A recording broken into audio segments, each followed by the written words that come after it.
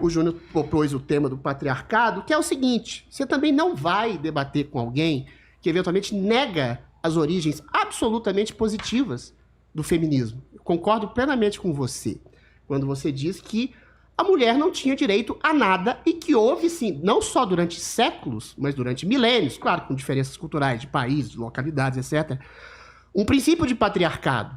A mulher não tinha direito a nada.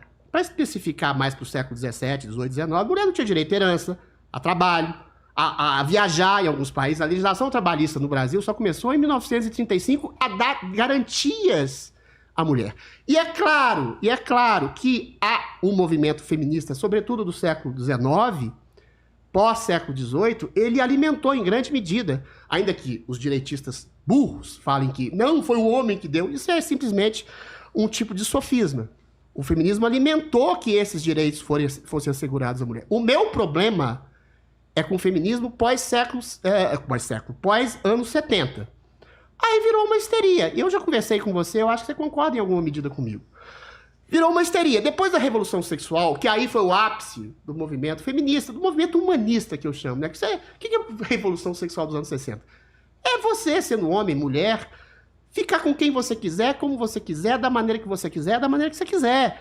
Eventualmente, claro, isso gera problemas no casamento, que é a construção de um amor sólido, porque é o primeiro esboço de falha de comunicação, você parte para outra, e aí você fica deprimido, porque você nunca vai achar uma pessoa ideal, e você também não é uma pessoa ideal. E são outros problemas da sexualidade, se você quiser definir. Agora, o feminismo pós-anos 70, em que pese o fato de que as mulheres conquistaram todos os direitos, se transformou numa caricatura e numa histeria para castrar e perseguir e massacrar homens. Virou um movimento exclusivamente sexual, de que qualquer piada, qualquer alusão, qualquer aproximação à mulher vira um assédio, não estou dizendo que não existe assediadores, virou exatamente um princípio de cultura do estupro, que coloca todo homem como um fauno assediador, que cria uma estrutura machista que não existe, sobretudo no Brasil.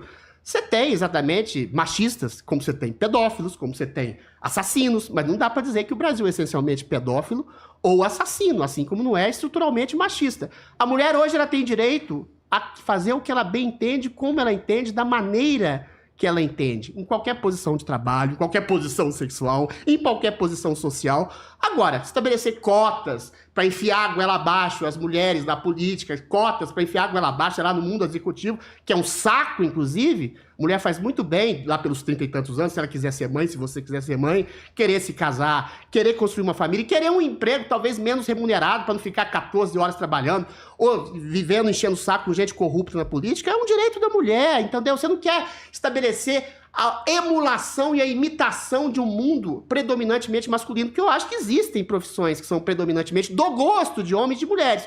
Você coloca lá nos países nórdicos, por exemplo, as mulheres continuam a querer profissões de cuidado, da medicina, da enfermagem, ou da maquiagem, ou da estética, e homens continuam a falar sobre coisas e querer fazer coisas. Então, o feminismo que me incomoda é esse dos anos 70 para cá, porque não há nada, absolutamente nada mais a ser conquistado pelas mulheres.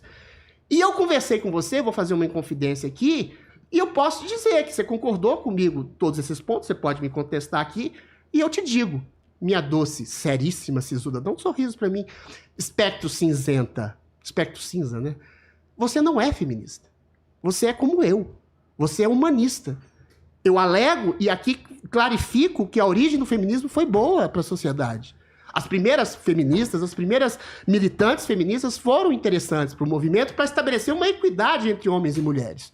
Agora, o que eu quero, eu acho que você deveria me ajudar também, assim como há mulheres que são violentadas, mulheres que são estupradas, mulheres que são abusadas, há homens que são abusados por esse feminismo histérico que você confunde com a origem do feminismo, entendeu? Você pega exemplos, o Márcio Smelling, parece que a mulher mandava foto pelada para ele, depois mandou processo, o cara destruiu a carreira, o Johnny Depp nos Estados Unidos, que a mulher, por causa de uma propensão a atacar os homens e defender as mulheres, teve a sua carreira praticamente destruída.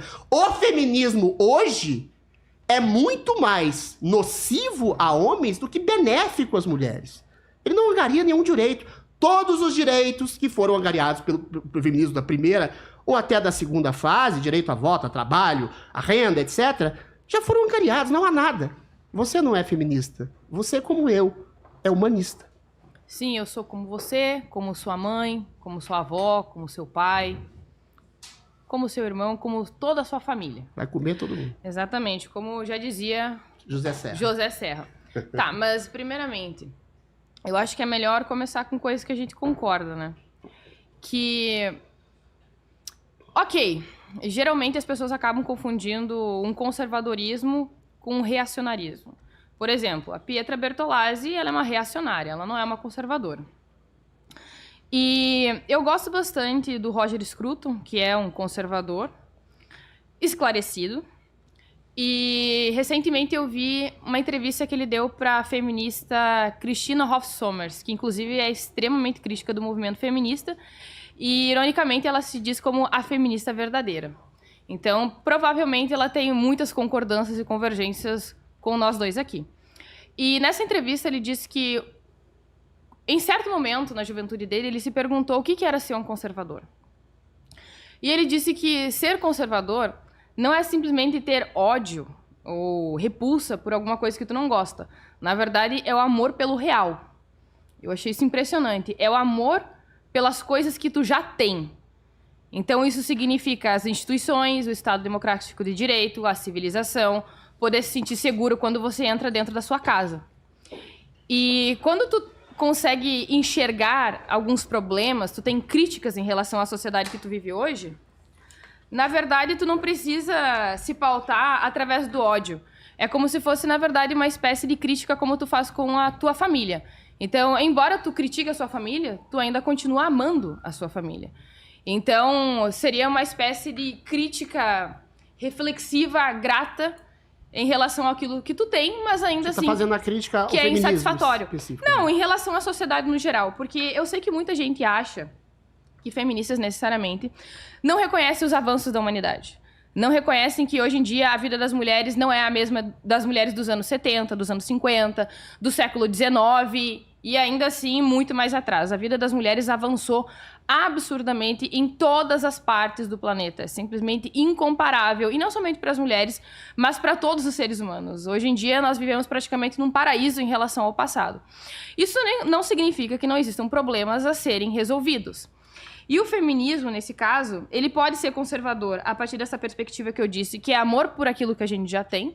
E isso significa as nossas instituições, a emancipação feminina, e todos os nossos direitos conquistados através do sufrágio universal ou de qualquer outro tipo de protesto feminista de origem iluminista, liberal, etc.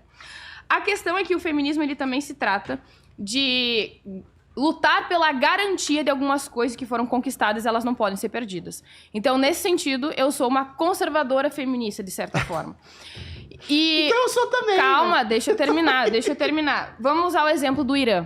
O Irã foi um país que sofreu a Revolução Iraniana em 79, se não me engano. Okay. Até esse período, as mulheres eram livres, elas eram emancipadas, elas podiam se vestir e ir para qualquer lugar se elas quisessem. Hoje em dia, elas são obrigadas a se cobrir da cabeça aos pés.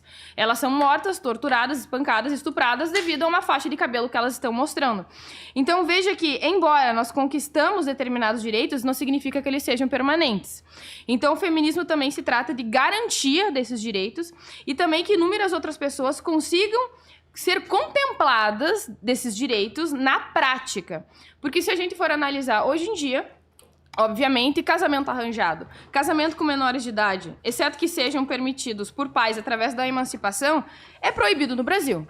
Tu não pode criar uma menina de 12 anos de idade. Mas se a gente for em regiões pobres do Brasil, isso ainda acontece. Okay. Existem ainda algumas meninas que se casam com homens estrangeiros, praticamente são negociados pelos próprios pais, porque vivem em comunidades muito pobres. A virgindade delas também é vendida e até mesmo existem algumas comunidades que há o hábito do pai iniciar a filha sexualmente. Então, o feminismo, ele não se trata apenas da conquista dos direitos de uma forma de suprimir a manifestação da masculinidade, mas também da permanência desses direitos, que eles continuem pervasivos na sociedade e que, na verdade, inúmeras outras pessoas que ainda na prática não conseguem ser contempladas, em algum momento consigam ser. Olha, deixa eu te falar uma coisa. Mais uma vez, a gente está entrando num consenso aqui. Quando você fala, mas a questão é conceitual, e é conceitual problemática, conceitualmente, eu vou te explicar por quê.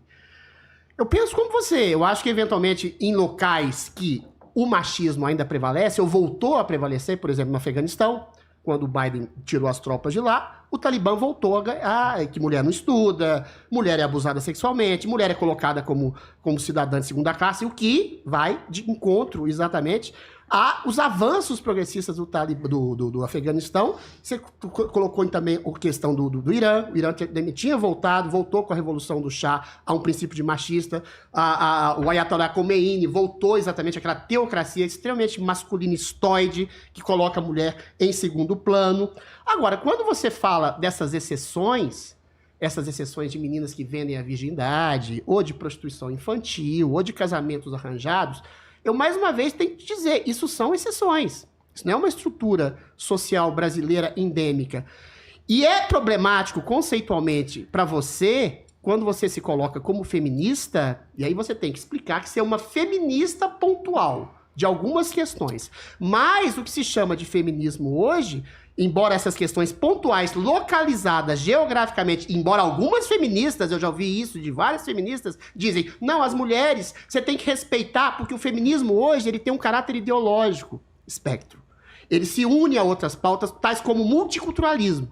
O multiculturalismo, que é belo no nome, por exemplo, se você critica a cultura islâmica que é colocada lá no Irã, que é radical, você é visto como um sujeito etnocêntrico que acha que a sua cultura é superior à outra. Eu não tenho problema de falar que existem culturas superiores à outra. Nem eu. Eu não tenho problema, pois é, eu não tenho problema de dizer que uma cultura democrática, livre, é melhor que uma cultura que manda as mulheres serem castradas na tenra infância, como existe em algumas regiões da África, ou que mulheres sejam apedrejadas porque cometeram adultério, ou que mulheres não possam nem dirigir ou trabalhar, ou se ver na rua de maneira livre, sem burca, sem se cobrirem de roupas, ou seja, mas isso é uma coisa localizada. E eu já vi feministas dizerem, as mulheres usam burca no Irã ou em outras regiões mais radicais islâmicas, porque elas querem, porque elas têm medo dos homens. Elas nunca percebem nessa mistura que o multiculturalismo que se une ao feminismo é nefasto. Entendeu? Então, quando você diz, eu sou uma feminista, mas aí você tem que explicar, eu sou uma feminista pontual. Isso eu sou também. Mas o feminismo como um todo, ele abarca teorias estruturais, marxistas, de marxismo cultural, que estão lá incrustados na escola de Frankfurt, que unem tudo numa coisa só. Então você é uma feminista purista do século XVIII e XIX. Por isso que eu disse que você não é uma feminista, você é uma humanista como eu. Por que isso é complicado?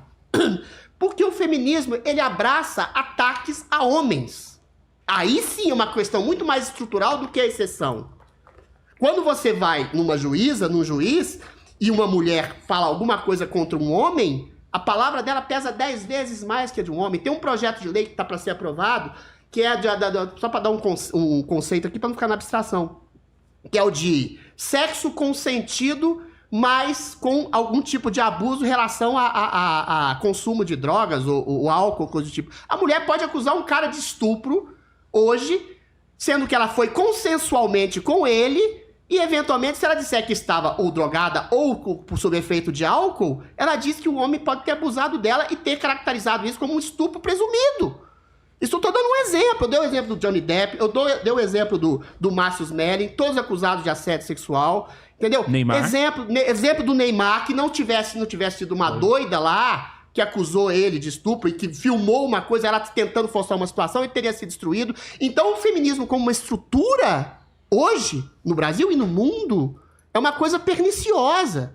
É uma coisa perniciosa para homens, não negando essas exceções que você disse, tão pontuais no Brasil como no mundo, mas que são exceções. A estrutura feminista hoje é uma tentativa de castração de homens e tentativa de estabelecer cotas absolutamente estapafúrdias para profissões que as mulheres não querem. Isso é uma questão cultural. Se algum dia ela quiser ser executiva política, presidente da República, a gente já teve uma péssima, né?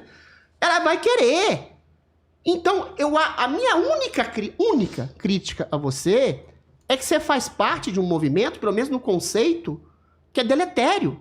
É deletério para fazer um esgarçamento social, afetivo e sexual entre homens e mulheres, um esgarçamento na posição dos homens, no ataque à masculinidade dos homens, que é confundida com machismo, na virilidade dos homens, e numa demonização que é ensinada desde a mais tenra infância para homens e mulheres, que promove uma cultura de separação e de medo. Então reveja o conceito de feminismo. Então seja humanista, seja adrilista, meu amor. Não, eu sou conciliacionista de gênero. Então você não é feminista, você concorda comigo. Tu é extremamente colonialista, sabia? Como assim? Tu é uma pessoa que gosta de determinar como eu devo pesar, como eu devo me vestir, como eu devo pensar, como eu devo me denominar. Mas eu falei que a conceituação é problemática, você faz parte do movimento deletério. Tudo tem que ser sobre você. Eu não falei sobre mim, só porque eu fiz uma piada sobre adrilismo, eu falei sobre mim. Falei de você o tempo inteiro. Tá, mas você é uma pessoa que eu admiro.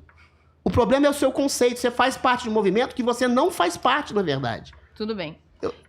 Primeiro, eu concordo contigo que eu não faço parte do movimento feminista.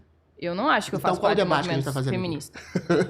Ué, a gente tá fazendo debate a respeito dos assuntos. Vai lá. Nós estamos debatendo os assuntos. Okay. Se você assistiu até aqui é porque você tá do lado certo dessa história. Então você vai clicar no like e se inscrever para não perder nada do Redcast aqui no YouTube.